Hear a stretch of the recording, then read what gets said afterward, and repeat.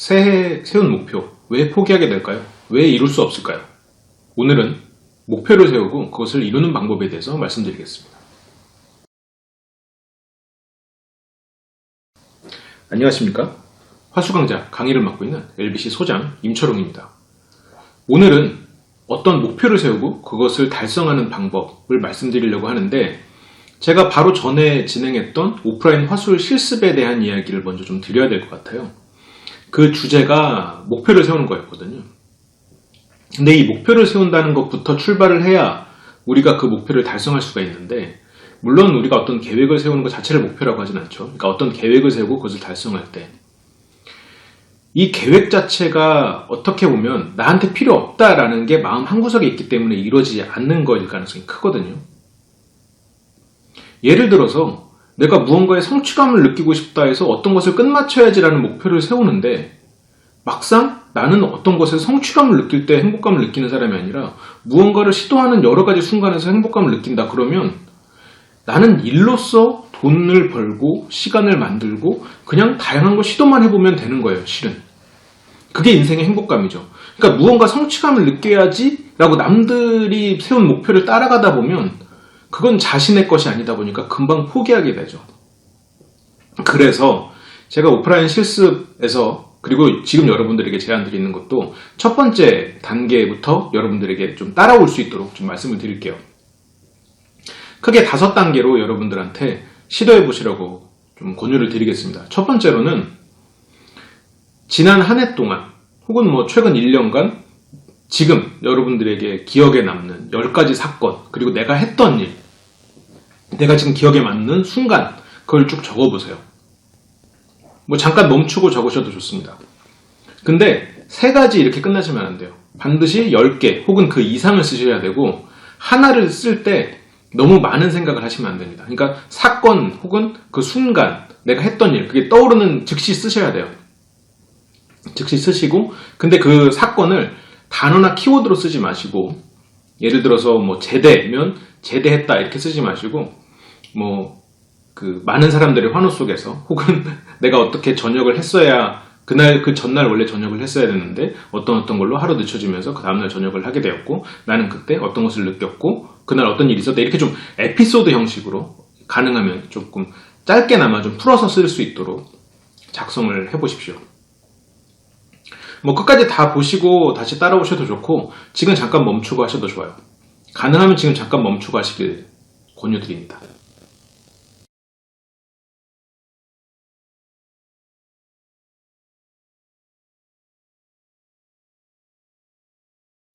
어떤가요? 10개 쓰는 게 생각보다 쉽지가 않아요. 보통 서너 개까지는 쉽게 쓰거든요. 근데 10개까지는 쓰지 못하죠. 아마 지금 여러분들 마음속에서 이런 불평이 생길 수 있을 거예요. 아니, 그렇게 10가지나 임팩트 있는 사건이 없는데요? 사소한 거라도 떠올려 보십시오. 그냥 지금 떠오르는 거 쓰세요. 올해 뷔페에 가서 맛있는 음식을 먹었다거나, 맛있을 줄 알고 기대했는데 맛이 없었다거나, 지금 제가 이런 말을 드리기 전에 가능하면 여러분들이 이미 작성을 하셨어야 좋죠. 제가 이런 말들이 영향을 미칠 수 있으니까요. 10가지를 쭉 나열을 했으면, 실은 그 여러분들이 10가지의 사건은 지금 여러분을 구성하는 기억입니다.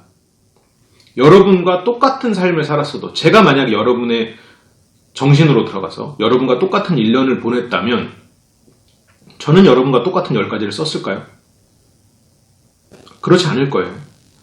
저도 이렇게 10가지를 쭉 나열하고 나서 저도 이 단계를 이제 스스로가 따라가 보거든요, 매년. 근데 어제가 실은 이걸 녹화하는 시점에서 연말이었어요. 그래서 제가 이제 쭉 나열하고 다른 사람들 것을 이렇게 검토를 하다가 문득 기억이 난 거죠. 제가 실은 올해 교통사고가 났어요. 그래서 수리비랑 해서 거의 1,000만 원 가까이 돈이 나갔었거든요. 근데 제가 겪었던 임팩트 있는 10가지 사건에 그게 안 들어가 있는 거예요. 그거 말고 오히려 내가 갔던 뷔페 식당이 제가 간 날에서 일주일 후에 반값이 되는, 그게 오히려 저한테 더 큰 사건으로 남아있는 거죠. 끼케야 15,000원 정도, 제가 이런, 어떻게 보면 손해라면 손해죠. 일주일만 기다렸다 갔으면 반값에 갈 수 있었으니까. 15,000원이 1,000만 원을 잃었던 것보다 더 크게 기억에 남아있다는 거죠. 누군가는 저와 같은 기억을 크게 남겼을 거고 누군가는 교통사고를 더 크게 남겼을 겁니다. 여기서 내가 추구하는 가치관이 드러납니다. 지금 여러분들이 정리한 그 10가지 사건이 지금의 여러분을 구성하는 기억이에요. 그게 여러분이 가진 가치관입니다. 여러분이 생각하는 방향성이에요. 자, 여기서부터 출발을 해보자고요. 그 10가지 사건에 이제 점수를 매겨봅시다.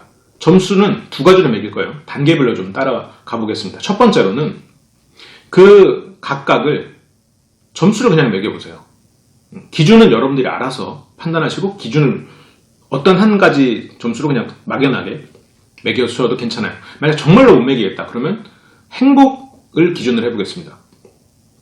근데 여기서도 여러분이 어떤 기준을 삼느냐, 그냥 점수를 매기고 그 점수를 내가 이걸 왜 높이 줬지? 라고 생각하면서 실은 여러분들이 중요하게 생각하는 것을 찾을 수가 있거든요. 점수를 쭉 매겨보는 거죠. 점수를 지금 매기고 계시면 잠깐 멈추셔도 좋아요.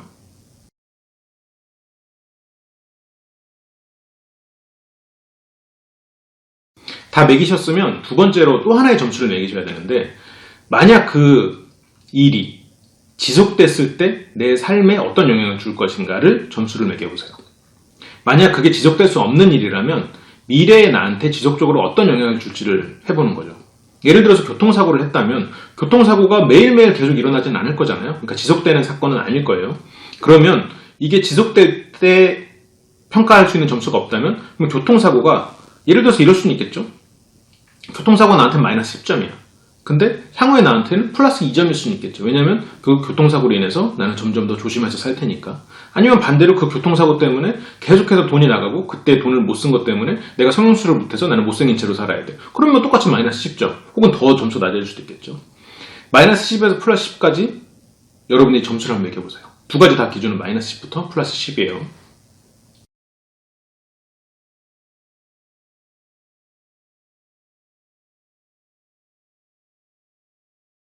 어떤가요? 마이너스 점수와 플러스 점수를 쭉 비교해보면서 실은 여기에서는 이제 오프라인 실습에서는 서로가 좀 논의를 하는 시간하고 제가 코멘트를 주면서 그 사람이 좀 본질을 찾아가는 시간을 좀 가졌었어요.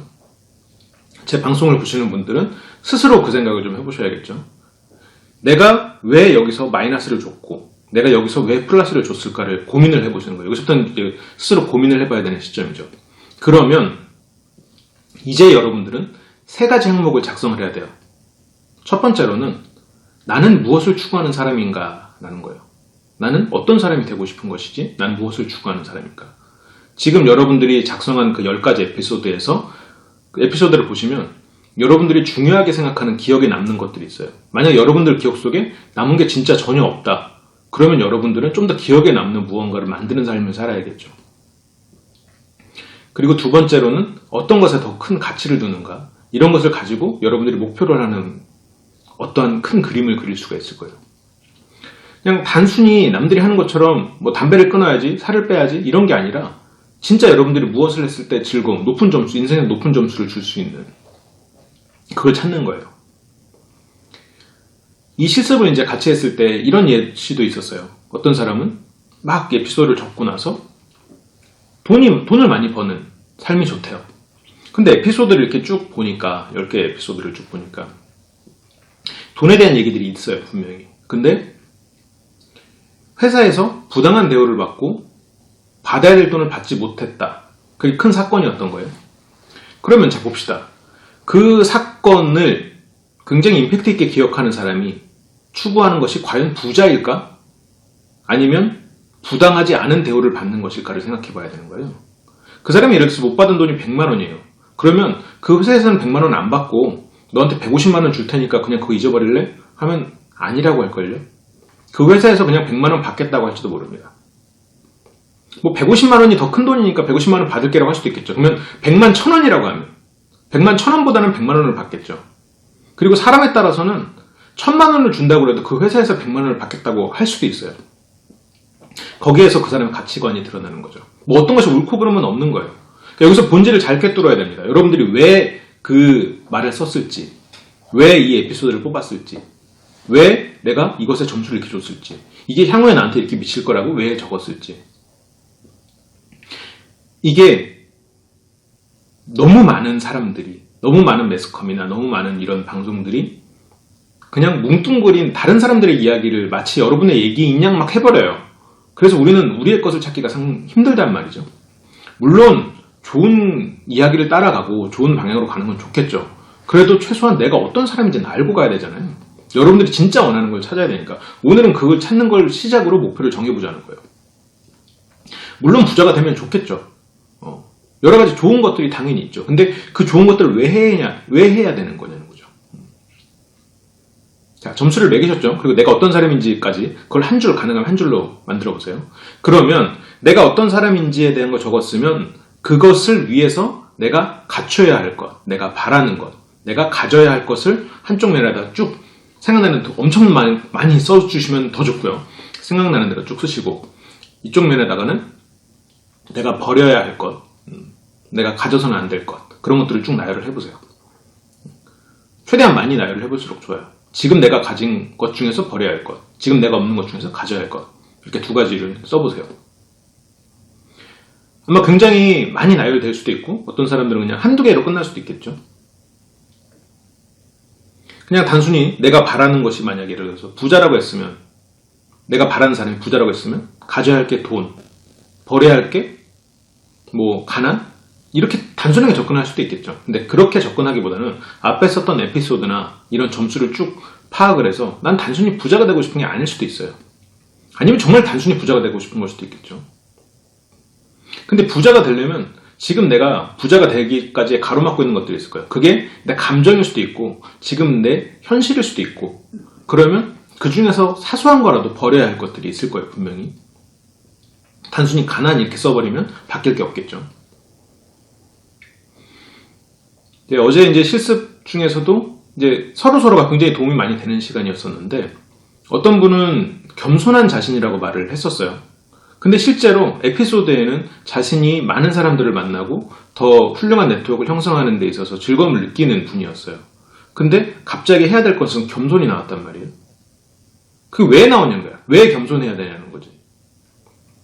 겸손해야 되는 이유는 겸손함으로써 그런 네트워크를 더 많이 만들어낼 수 있다. 이건 오케이인데 그 겸손해야 되는 이유가 그냥 내가 너무 자만하니까 이건 아닌 거예요. 내가 자만함으로써 그 네트워크가 유지될 수 있고 행복하다면, 그게 높은 점수를 줄 수 있다면 자만하면 되는 거예요. 그냥 그게 목표 설정의 방법이에요. 내가 다이어트가 목표예요. 근데 다이어트를 왜 하지? 다이어트에서 내가 뭘 얻을 수 있는데?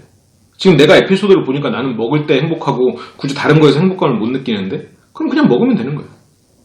근데 그런 데서 행복감을 느끼지만 여기에서 예를 들어서 다른 사람이 연애하고 이런 거에 있어서 내가 질투심을 느끼고 집에 혼자 있을 때 외로웠고 뭐 그런 것들이 있어. 근데 그게 원인을 내가 다이어트를 못해서 자신감이 하락돼 있다.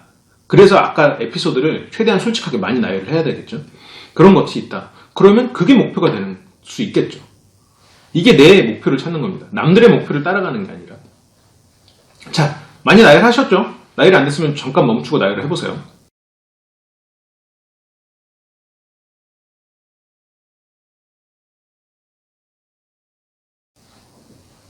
그 나열이 다 되셨으면 이제는 그 나열된 것들을 정리를 해보세요.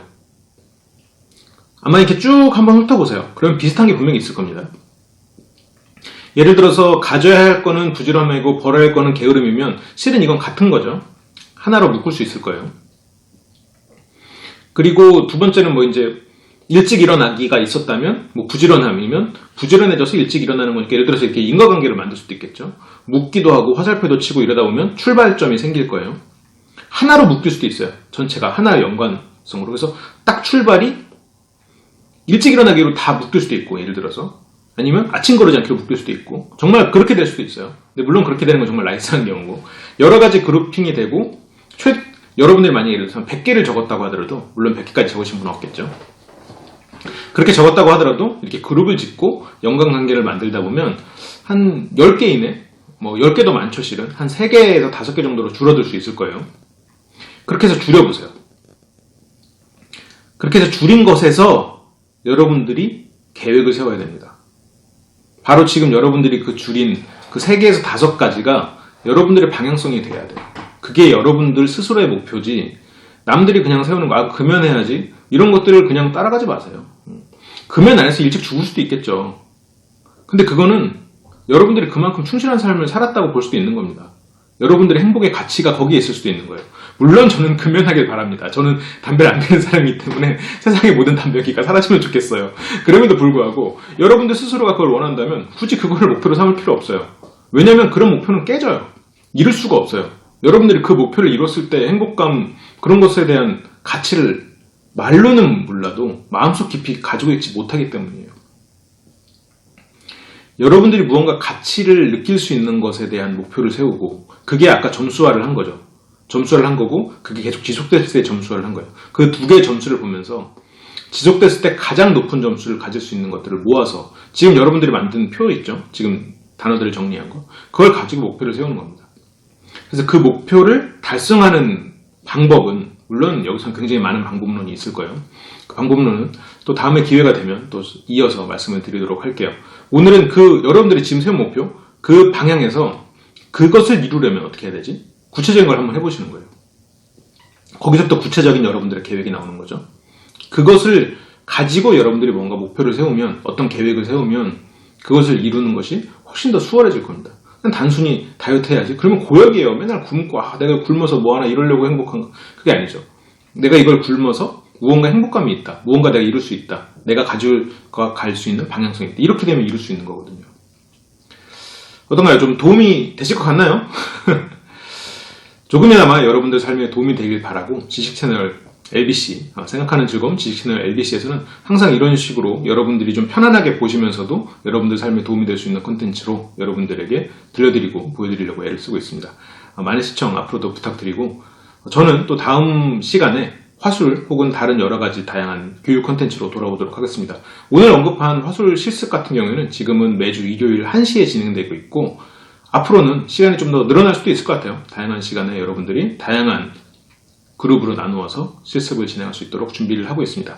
그러면 지금까지 시청해주셔서 감사하고 저는 이만 물러가도록 하겠습니다. 감사합니다.